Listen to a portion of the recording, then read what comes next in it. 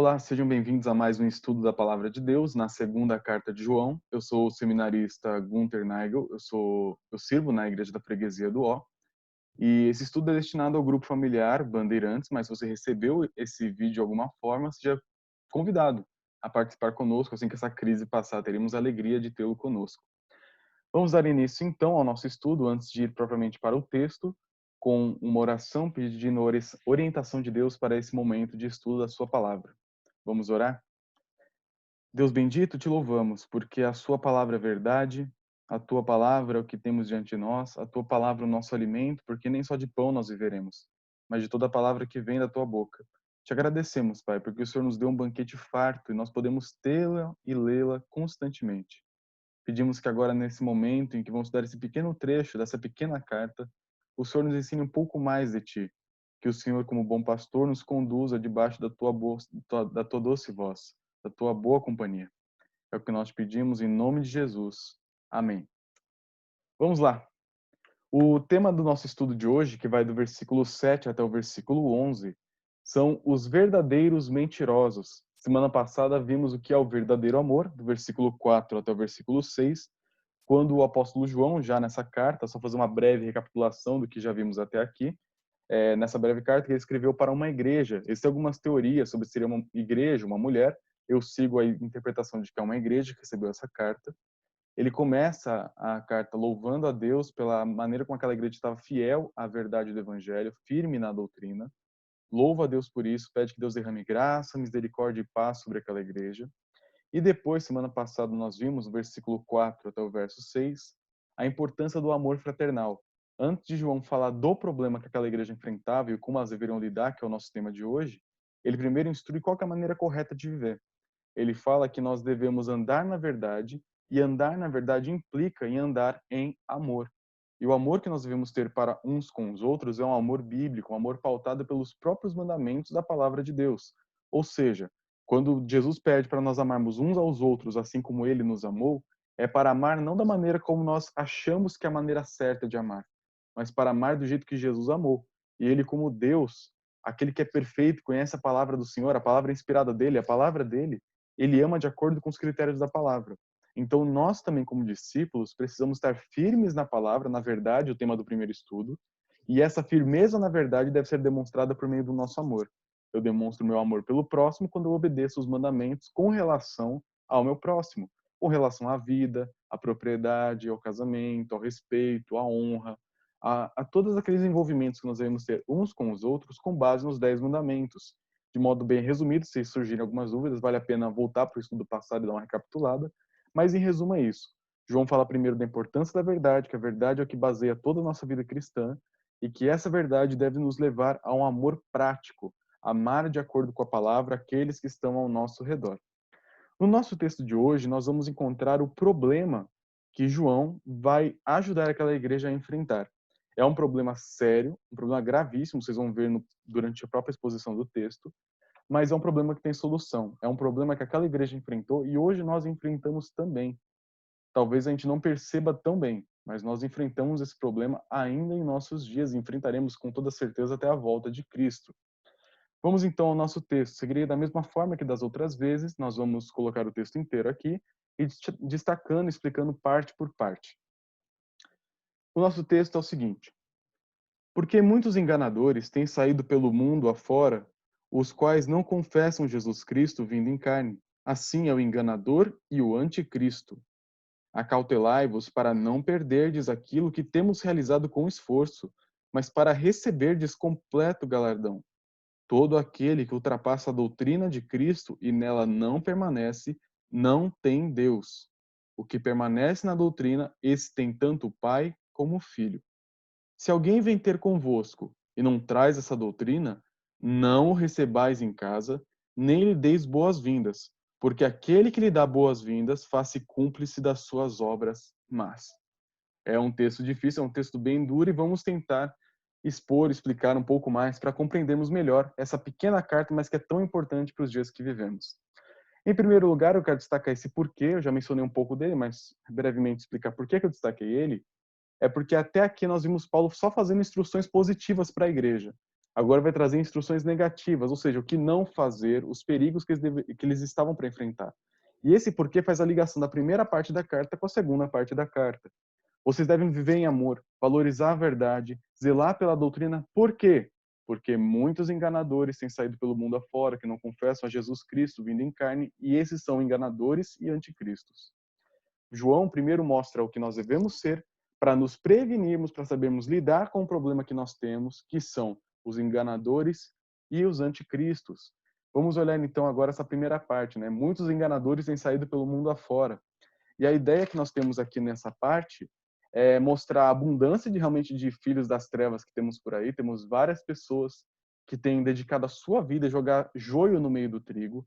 Pessoas que estão nesse mundo parece que só para atazanar a vida de crente.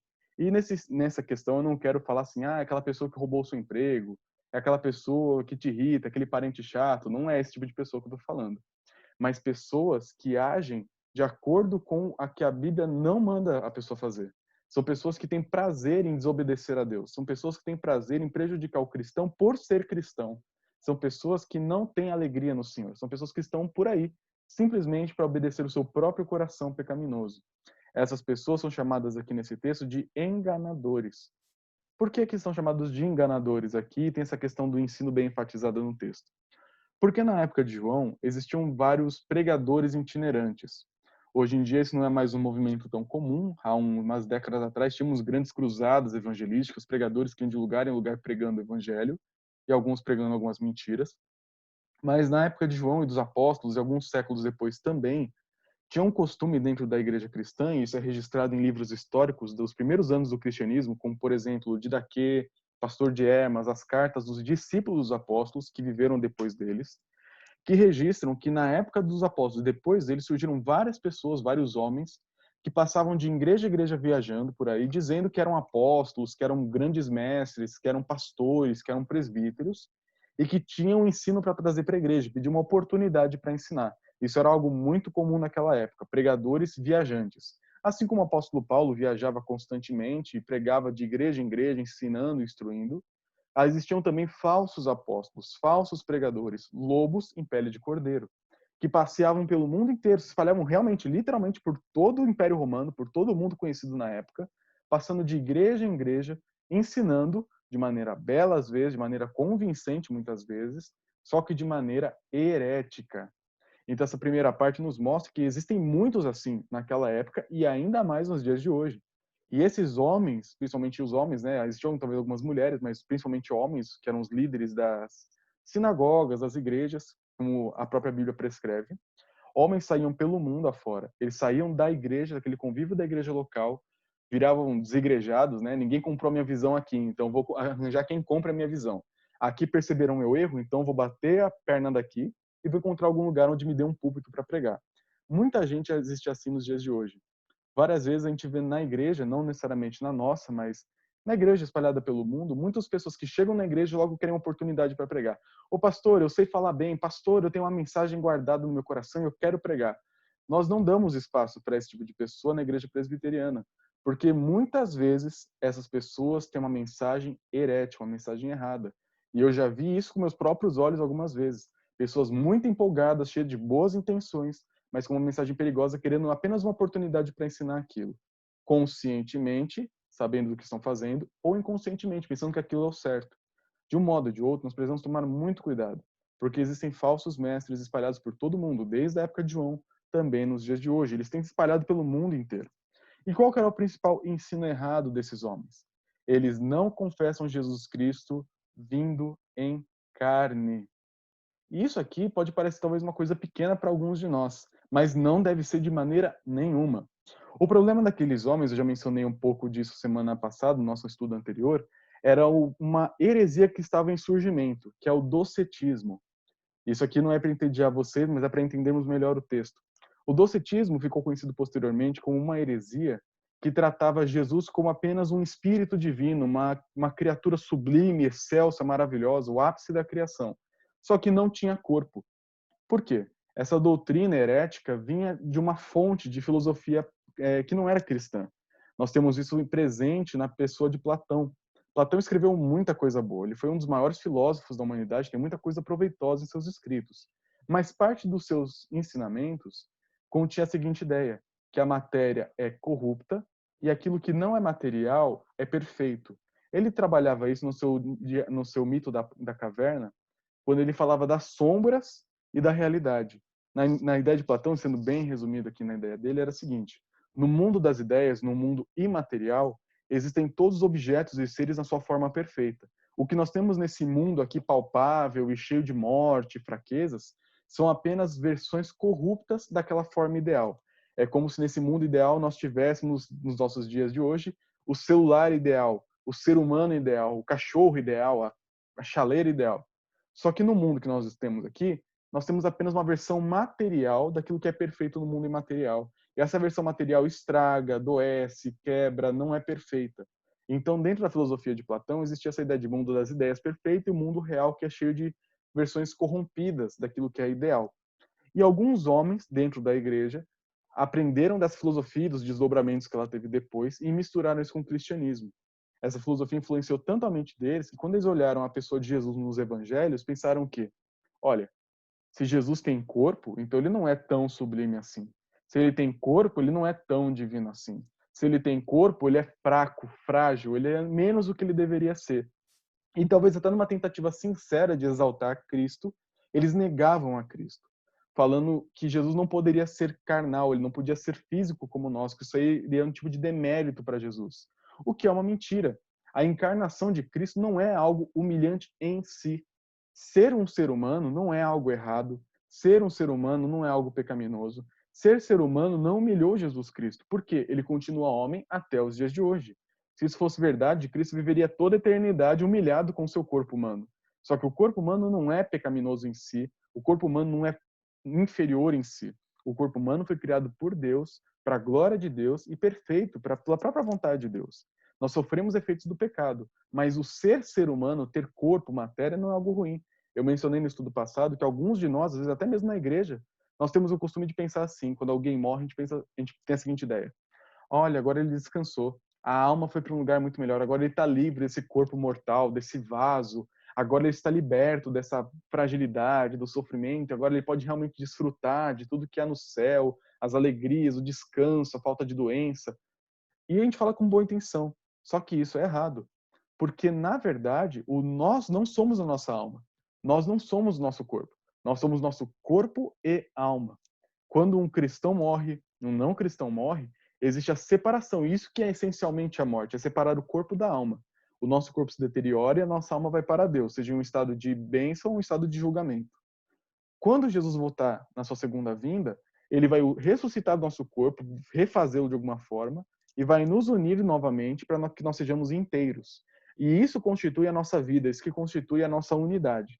E aí, depois que nós formos unidos, nossa alma e nosso corpo, quando Cristo voltar, então os justos irão com corpo e alma para desfrutar perfeitamente o céu, e os ímpios irão com corpo e alma para sofrer plenamente o inferno. Isso é algo que a Bíblia nos ensina. Isso é ensinado em Tessalonicenses, 1º e 2º Tessalonicenses, e em várias outras partes da Escritura. O que nós não podemos pensar como cristãos é que a matéria é ruim. A matéria não é ruim. Jesus, de fato, veio a este mundo, nasceu como bebê do ventre da Virgem Maria, ele teve seus irmãos, ele teve seus discípulos, viveu seu ministério, morreu numa cruz e ressuscitou com corpo e continua com corpo e homem até os dias de hoje. Jesus, ele é o mesmo que ele era naquela época nos dias de hoje. Naquela época com Pedro e João, ele tinha corpo e hoje ele tem corpo, porque ter corpo não é algo errado. Ter corpo não diminui quem Cristo é. Ter corpo, na verdade, é algo maravilhoso e essencial para nós. Então, aqueles homens que saíam pelo mundo, esses enganadores, eles não confessavam Jesus vindo em carne, eles ensinavam essa espécie de docetismo. Jesus veio, era um espírito maravilhoso, que tinha uma aparência de um corpo humano, mas não tinha corpo mesmo. Era apenas uma aparência, talvez um holograma, uma visão, que os discípulos estavam perto. E quando eles tocavam, eles sentiam como se fosse, mas não era de verdade. O docetismo vem da palavra grega dokel, que é justamente aparência. Jesus tinha apenas uma aparência de homem, mas na verdade ele não era um ser humano, segundo esses homens hereges. Não é o que a Bíblia nos ensina. E esse problema deles não era tanto algo que eles ensinavam, mas também algo que eles não ensinavam. O texto nos fala que eles saíam pelo mundo não confessando Jesus Cristo vindo em carne.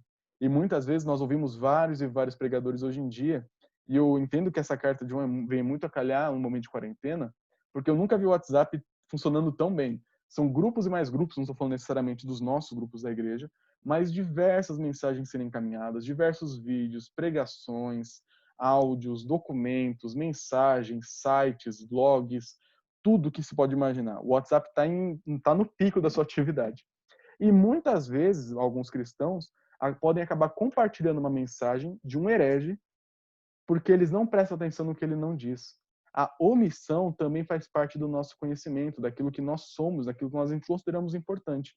Imagine o seguinte, aquele pastor que nunca fala sobre inferno, sobre punição, sobre julgamento, sobre o juízo final, sobre pecado. Um pastor que não fala sobre esses assuntos, ele pode falar muita coisa boa, mas o que ele deixa de falar mostra que ele é um herege. Ele é um homem que não acredita na ira de Deus, é um homem que não acredita no inferno, é um homem que não tem vários problemas nessa área. É claro que dependendo do tema de pregações que nós estamos usando na igreja, talvez o texto não trate desses assuntos. Isso pode acontecer. Mas se um pastor, em 4, 5, 6 anos, não fala sobre morte, inferno, juízo, ira de Deus, olha, a anteninha tem que estar levantada e perceber que ali está um herege. Quando nós não falamos aquilo que a Bíblia fala, mas falamos de outros assuntos menores, nós estamos correndo o risco de ensinar errado a igreja de Cristo. Por isso é importante ensinar todo o conhecimento de Deus, toda a revelação que Deus tem nos dado, que é a palavra de Deus. Por isso nós não podemos simplesmente pregar o que nós gostamos, mas pregar toda a Bíblia, porque quem manda na igreja é Jesus através da sua palavra. Não o pastor, não os presbíteros, não o seminarista. Nós não temos a palavra final. Apenas temos a obrigação e a função de trazer a palavra para o rebanho de Deus de maneira mais fácil, de maneira mais didática, aplicando e pastoreando o rebanho do Senhor, não é nosso. Então esses homens ensinavam a doutrina errada, não ensinando o que era certo. Esse era o grande problema deles. E aí vem o julgamento do apóstolo João, que é bem duro. Ele diz que aqueles homens eram enganadores e anticristo. E aí alguns ficam assim, ué, como assim eles são anticristo? A ideia de anticristo, ela é bem presente em todo o Novo Testamento, também no Antigo Testamento. Anticristo vem da ideia do grego do anti, como alguém que se opõe ou se coloca no lugar de. O anticristo, na visão dos apóstolos, na visão da Escritura, é alguém que se coloca no lugar de Jesus ou que vai contra aquilo que Jesus é. No caso aqui desse texto, nós temos pessoas que negavam quem Jesus era, iam contra a identidade verdadeira de Cristo. Quando eu ensino um Jesus que não veio em forma humana, um Jesus que não se encarnou, eu estou ensinando um falso Jesus, um falso Cristo. E eu me torno um anticristo, segundo o apóstolo João, quando eu faço isso. Outra forma de ser um anticristo é quando nós nos colocamos no lugar de, quando você se torna o centro de toda adoração. Pessoas que criam ídolos fazem isso, e também algumas pessoas dentro da cristandade, né, do grande grupo de cristãos de várias denominações, podem acabar fazendo isso, como é o caso do Papa. Ele é um homem que se coloca no lugar de Cristo, como vigário de Cristo, que é aquele que assume a posição de Cristo. Ele fala em nome de Cristo, ele governa a igreja em nome de Cristo. E isso é uma posição de um anticristo. É alguém que se coloca no lugar de Jesus. Roga para si uma autoridade que só Jesus tem, títulos que só Jesus tem, um poder que só Jesus tem. Por isso que a Confissão de Fé de Westminster, a Igreja Presbiteriana, concorda com isso. O Papa é um anticristo. E reparem no que eu disse, um. Porque a própria Bíblia também nos mostra que existem vários anticristos, e algo, talvez alguns de vocês já estejam com um pouco de confusão na cabeça, não fiquem assim. Existem vários anticristos, mas virá sim, no final dos tempos, o anticristo. É como se nós tivéssemos assim, vários vilões, né, pensando talvez em um filme, e vai ter o vilão final, o grande chefão.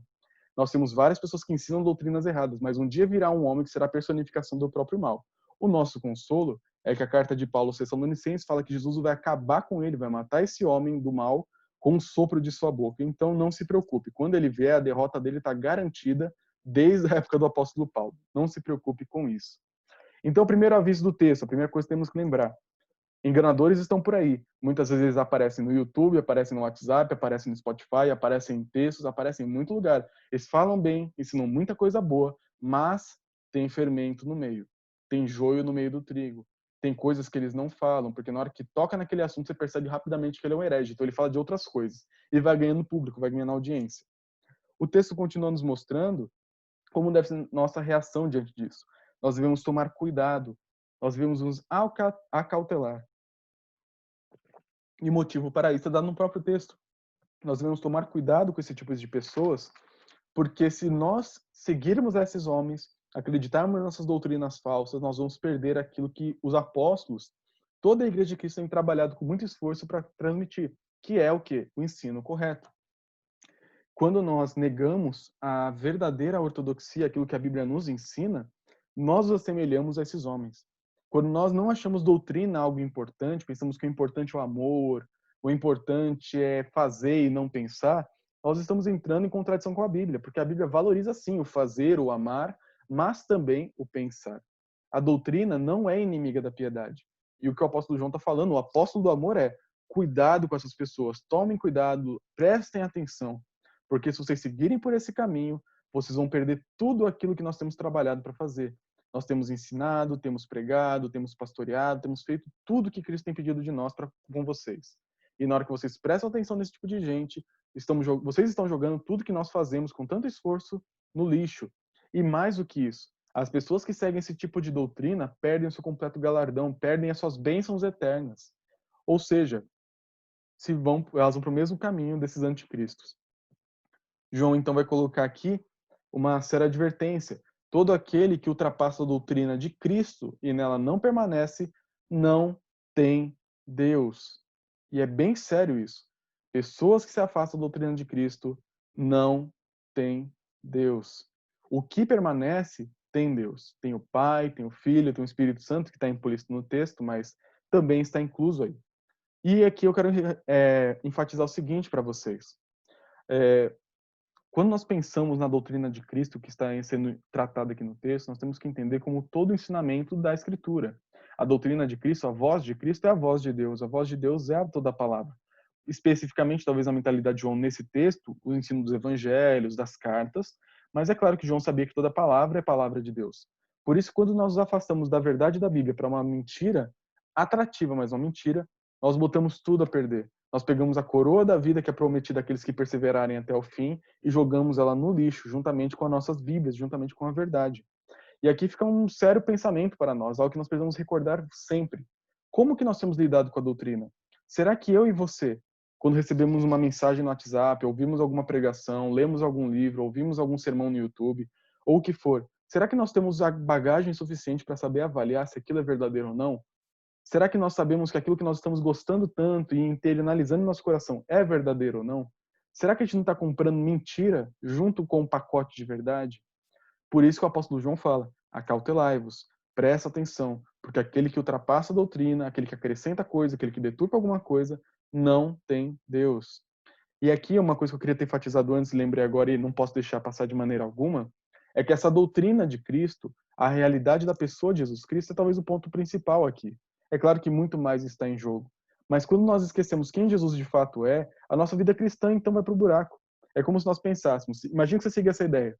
Jesus não veio em carne. De fato, ele era só um espírito, viveu na terra, ok, e depois foi para o céu. Se isso for verdade, nós somos os mais infelizes de todos os homens, como o próprio apóstolo Paulo fala. Porque se Jesus não teve um corpo humano, ele não morreu na cruz em nosso lugar. Ele só fez um belo de um teatro ali, mas morrer ele não morreu em nosso lugar. Se Jesus não tem um corpo humano, então o que ele fez na cruz não vale pra gente.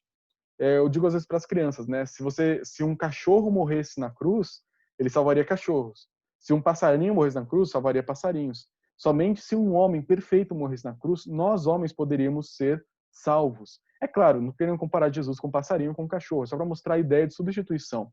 Para que a substituição seja feita na cruz, algo equivalente tem que ser colocado. Somente se um homem perfeito morresse na cruz, homens como nós poderíamos ser salvos pelo que Cristo fez na cruz. Somente pelo meio de um pagamento de valor específico, numa categoria específica, salvariam pessoas dessa mesma categoria. Se em Adão, um homem, o pecado entra, o pecado tem que sair também por um homem, que é Jesus Cristo. Por isso que falar que Jesus veio em corpo, morreu com seu corpo, ressuscitou com seu corpo, está vivo hoje, eternamente, na glória, com o seu corpo, é algo essencial na vida cristã, não é um assunto secundário. Pensar assim, Jesus viveu com seu corpo, ok, mas morreu e ressuscitou e é só um espírito, isso é um erro. Se nós pensarmos que Jesus veio só com uma aparência, isso é um erro. E destrói toda a nossa vida cristã. E a própria Bíblia nos mostra várias evidências da humanidade de Jesus. Jesus passou fome. Espírito passa fome? Não. Ele ficou 40 dias no deserto em jejum e teve fome. O texto nos diz isso. Depois ele sente cansaço. Lembra quando ele conversou com a mulher samaritana? Sentou à beira do poço porque ele estava cansado, o sol estava alto e pediu água porque estava com sede. Jesus tinha um corpo, sentia fome e sede. Em João capítulo 11, quando seu amigo Lázaro morre, ele chora. Espírito chora. Espírito tem sentimentos, emoções, fica triste. Jesus ficou triste, Jesus sofreu com a morte do seu amigo. E também ele mesmo afirma no Evangelho de Lucas, capítulo 24, verso 39, o seguinte para Tomé: Vede as minhas mãos e os meus pés, que sou eu mesmo. Apalpai-me, verificai, porque um espírito não tem carne nem ossos, como vedes que eu tenho. Quer uma resposta mais clara do que essa? Não tem. O próprio Jesus fala: eu tenho corpo, eu tenho sangue, eu sou vivo. Olha, pode encostar em mim. Se eu fosse um fantasma, isso não aconteceria. E porque Cristo tem um corpo, porque ele morreu em nosso lugar na cruz, nós hoje podemos ter certeza de que somos perdoados por Deus. Por causa do que Cristo fez na cruz com seu corpo humano, real e verdadeiro, o sacrifício dele é aplicado à nossa vida. A morte dele se torna agora a nossa vida. E a ressurreição dele garante toda a nossa vida eterna, toda a nossa alegria. Porque Cristo teve um corpo, sentiu fome, tristeza e tudo aquilo que nós sofremos, o próprio autor do texto de Hebreus nos diz que agora ele pode nos auxiliar em ocasião oportuna. Quando nós estivermos angustiados, pensando em tudo que nós estamos passando por conta do coronavírus ou do que for, nós devemos lembrar que Cristo passou por situações semelhantes e ele nos entende. Ele sentiu na pele dele o que nós sentimos. E por isso ele pode se compadecer de nós, nos dar graça e misericórdia em ocasião oportuna. Isso está em Hebreus 4, 15 e 16. Então a doutrina de Cristo é essencial. Quando nós negamos qualquer aspecto da doutrina da Escritura, especialmente do Senhor Jesus Cristo, nós estamos nos afastando de Deus, do galardão eterno e do caminho da verdade. Nós estamos nos fazendo semelhantes aos anticristos que estão pelo mundo, ensinando e levando muitos por aí. Outra maneira também que essas pessoas têm de levar pessoas para o mau caminho é por uma sutileza, quando eles colocam Jesus mais alguma coisa. Eles já devem ter percebido isso em algumas aceitas que temos por aí. Os testemunhas de Jeová dizem que Jesus não era tudo aquilo que ele era. Eles dizem que Jesus ele não era Deus. Ele era apenas um ser sublime, o primeiro o ápice da criação. Mas Deus ele não era. Por isso que eles são uma seita. Eles não são uma denominação diferente, uma placa de igreja diferente. Eles são placa de uma igreja do diabo. Eles ensinam justamente, que o apóstolo João está falando claramente aqui que a gente não deve acreditar. Eles falam justamente que todo o Novo Testamento fala que a gente não deve acreditar. Eles ensinam uma doutrina satânica, de que Cristo não é Deus. Deus pode ter misericórdia, salvar alguém ali que está meio confuso, perdido ali no meio, mas é uma seita. Aquilo ali leva para o inferno e para a morte. Quando nós pensamos em algumas outras maneiras de enganar, temos os legalistas. São pessoas que pegam o que Cristo fez na cruz e dizem assim: olha, nós realmente precisamos de Jesus, mas obras. Você precisa crer em Cristo, sim. Só que você também tem que fazer isso, isso, isso, e não pode fazer. Não pode isso, não pode isso, não pode isso, não pode isso, não pode isso, não pode isso, não pode nada. E se você fizer todas essas coisas e crer em Cristo, então você é salvo. É claro, na vida cristã temos vários mandamentos de Deus. A gente não pode pensar que a vida cristã é faça o que você quiser. Realmente, existem vários podes e não podes, para a glória de Deus e para o nosso bem. Mas, quando alguém coloca que isso é essencial para a salvação, aí temos um sério problema. É alguém que está colocando o seguinte: Jesus não é suficiente, você tem que fazer várias coisas e deixar de fazer várias outras para que então você seja salvo. No catolicismo temos algo mais sutil ainda. Jesus é o cara, Jesus é Deus, Jesus é exatamente como a Bíblia fala. Só que ele sozinho não é suficiente. Você precisa de Maria para se interceder por você, né? Como dizem, tudo com filho, nada sem Maria. É um ditado que até eles dizem. Você não pode crer em Cristo e mais alguma coisa. Cristo somente, somente Cristo, solo Cristo, como diria os reformadores falavam. Somente Jesus é suficiente para te salvar. Todo o restante são decorrências dessa salvação. Se eu crer em Cristo, Ele é meu Salvador, então eu vou obedecer à lei. Se eu crer em Cristo, Ele é meu Salvador, então eu vou ter uma vida reta, uma vida justa, uma vida de acordo com a palavra do Senhor. Mas não para ser salvo, mas porque eu já fui salvo. Quando eu coloco Jesus e mais alguma coisa, Jesus e amuleto, Jesus e obediência, Jesus e Maria, Jesus e o Papa, Jesus e sacramento, Jesus e qualquer outra coisa, eu incorro em um erro, o erro do anticristo, que é falar que Jesus não é suficiente, que Jesus não é aquilo que ele fala que ele era, que ele não fez o que ele fez. Mas vamos então ao fim do texto, que é talvez a parte mais dura da carta e a parte que muita gente fala assim: não, eu acho que João não quis dizer o que ele disse aqui. Os versículos 10 e 11 nos dizem o seguinte: se alguém vem ter convosco e não traz essa doutrina, o quê? A doutrina de que Cristo realmente veio em carne, que ele é quem ele fala que ele é, não o recebais em casa, nem lhe deis as boas-vindas. Isso aqui não é força de expressão. João, o apóstolo do amor, aquele velhinho carinhoso, aquele que se deitava no peito de Cristo, está falando exatamente isso. Se vier alguém que ensina esse tipo de coisa, ou deixa de ensinar o que é certo, para só ensinar o que ele gosta, nem abra sua casa para esse tipo de gente. Nós devemos ser amorosos com todo mundo, devemos amar os nossos inimigos. Só que a nossa fidelidade a Deus vem em primeiro lugar. Se a nossa cordialidade, nossa gentileza ultrapassa o nosso amor a Deus, estamos em maus lençóis. O apóstolo João está falando, se alguém vem querendo ensinar, ter uma oportunidade no púlpito, a ideia que divide na sua casa é de pedir uma oportunidade na igreja, porque as igrejas funcionavam em casas naquela época. Se alguém chegar numa congregação e falar assim, bom dia, eu sou o pastor Gunther, eu vim da região da Macedônia, e eu tenho uma mensagem incrível que o Senhor colocou no meu coração, e eu estou ansioso para compartilhar com os irmãos. Só que tem alguém ali que sabe qual que é o meu ensino, já ouviu minha fama por aí. Aí o que a pessoa tem que fazer? Não, aqui não. Aqui você não vai ensinar isso. Sinto muito, mas pode procurar outro lugar. Nós devemos ser radicais com aquilo que é errado.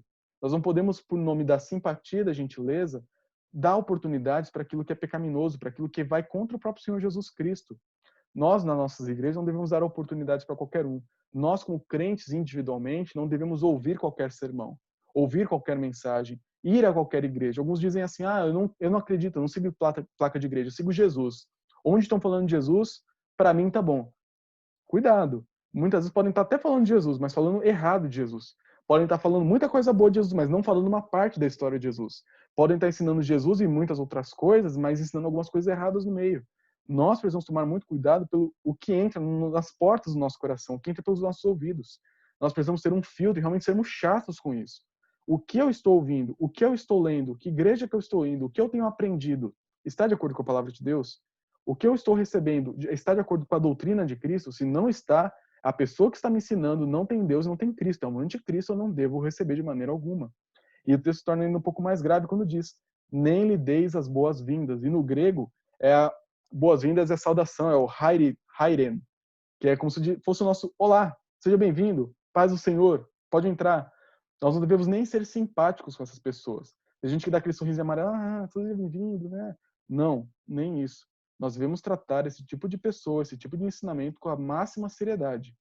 Porque o próprio apóstolo João fala, aquele que lhe dá boas-vindas faz-se cúmplice das suas obras más. E quem fala isso é o apóstolo João, inspirado pelo Espírito Santo, o apóstolo do amor.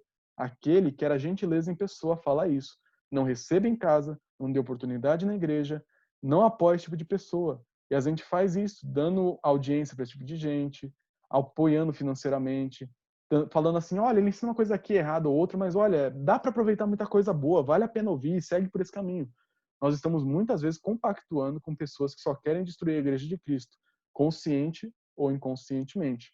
É um texto duro, mas é um texto necessário, ainda mais em tempos em que nós recebemos tantos e tantos sermões, várias e várias mensagens, vários e vários textos, e ouvimos várias e várias pessoas falando em nome de Deus, mas que muitas vezes podem ser anticristos, pessoas que negam a doutrina verdadeira e querem nos levar para o caminho da perdição. Por isso, a nossa reação deve ser radical. Uma reação por causa da verdade. Lembra do primeiro estudo, versículo 1 a 3? A verdade é fundamental. O segundo estudo, versículo 4 a versículo 6. Devemos viver com amor profundo uns pelos outros, um amor pautado pela palavra. Porque se nós amarmos uns aos outros de acordo com a palavra, quando vier alguém desse jeito, a gente vai amar tanto a palavra, amar tanto a igreja de Cristo, que a gente vai ter a coragem de fazer o que o João pede de nós. Não receber esse tipo de gente, ser duro com o erro. Isso é algo contracultural. Hoje em dia a gente é ensinado a ser gentil até com quem odeia Cristo, até com anticristos, mas nós devemos ser firmes naquilo que a Bíblia pede de nós. Seriedade no que é necessário, amor para com todos, mas nunca às custas da verdade.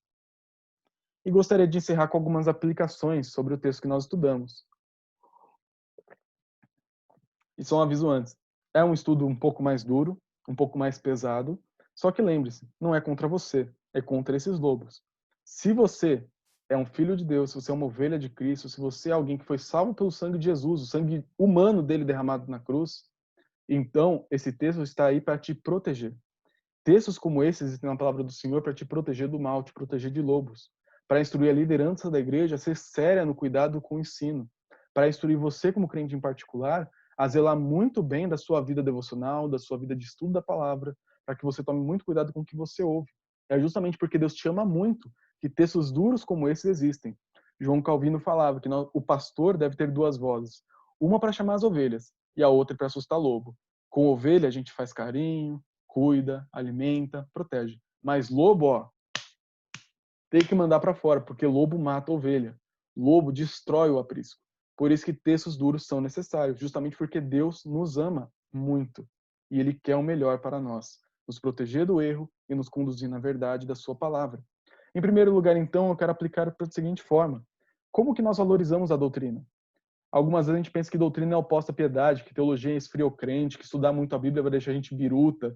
Não siga por esse caminho. Ser firme com o que a Bíblia nos ensina é algo essencial para a nossa vida cristã. Participar de grupos de estudo, como o grupo familiar, ler a Bíblia no seu particular, participar da igreja, ouvir bons sermões de pessoas confiáveis, estudar a palavra constantemente em casa é algo necessário, porque se nós não conhecemos bem a palavra de Deus, nós não vamos saber distinguir um lobo de um pastor.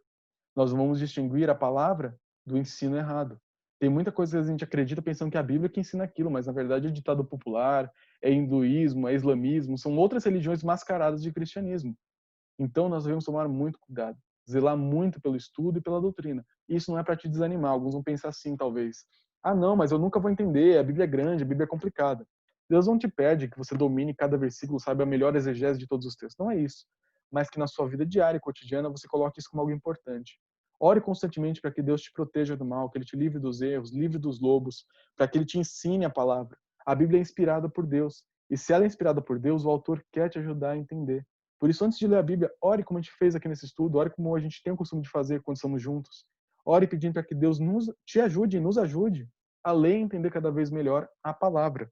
Doutrina é essencial. A doutrina é importantíssima para nós como cristãos.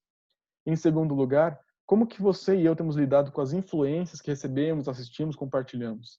Será que você tem ouvido de tudo, compartilhado de tudo, gostado de tudo? Se você é crente, nós devemos ser chatos de uma certa forma. Devemos ser chato com o erro. E às vezes a gente concorda com tudo, recebe muita coisa e manda muita coisa sem perceber o que a gente está mandando, sem analisar bem, a gente pode estar compartilhando coisas erradas, dando ibope para lobos e às vezes até propagando mentiras. É claro que Deus é misericordioso, sabe que nós fizemos na ignorância, mas nós devemos tomar muito cuidado com o que fazemos, com o que recebemos e com o que enviamos com relação à palavra de Deus. Cuidado com o que você tem feito, com o que eu tenho feito. Pode ser que você não tenha feito nada disso, mas devemos estar atentos para que isso não ocorra. E por último, nós precisamos ser duros com o que é necessário e amorosos sempre. Lembre-se, esse texto é para os lobos, para aplicar contra os lobos. Nós que somos ovelhas do Senhor devemos nos lembrar principalmente do que fala do versículo 1 a 6 e também desse texto. Mas lembrando que esse texto está aqui para nos proteger, para mostrar para os líderes da igreja, para mostrar para você como lidar com os falsos ensinos que temos por aí e que infelizmente teremos até o último dia quando Cristo voltar dos céus e acabar com toda essa bagunça que tem ensinado por aí. Semana que vem terminamos nosso estudo com o versículo 12 e 13, são pequenos versículos, então será um estudo um pouco mais rápido, mas que tem uma mensagem muito importante que eu quero compartilhar com vocês. Vamos encerrar então com uma oração e nos vemos no próximo estudo. Deus bendito, nós te louvamos porque o Senhor é um Deus que é verdadeiro, um Deus que, diferente de nós, não falha, não erra, não é enganado e nem engana. Nós te agradecemos porque a sua palavra é verdade, ela reflete o seu caráter, ela mostra quem o Senhor é, e através da tua palavra nós conhecemos quem de fato foi Jesus Cristo, o que ele fez na cruz, o modo pelo qual ele nasceu, morreu, ressuscitou e hoje intercede por nós junto a ti.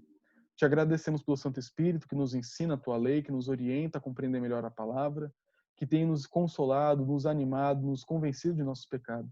Te agradecemos porque o cuidado que o Senhor tem por nós é maravilhoso, é gigantesco e nos constrange. Pedimos que o Senhor nos torne atentos aos erros, nos torne zelosos com o que é correto. Nós temos prazer em te conhecer cada vez mais da sua palavra. Nos dê compreensão, nos dê zelo pelo Senhor e nos ajude a combater o que é necessário e edificar a tua igreja no que pudermos fazer. É o que pedimos em nome de Jesus. Amém.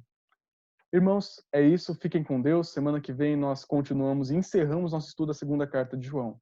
Forte abraço e que Deus os guarde e dê bênçãos sobre sua vida. Bênçãos da graça, da misericórdia e da paz do Senhor sobre você.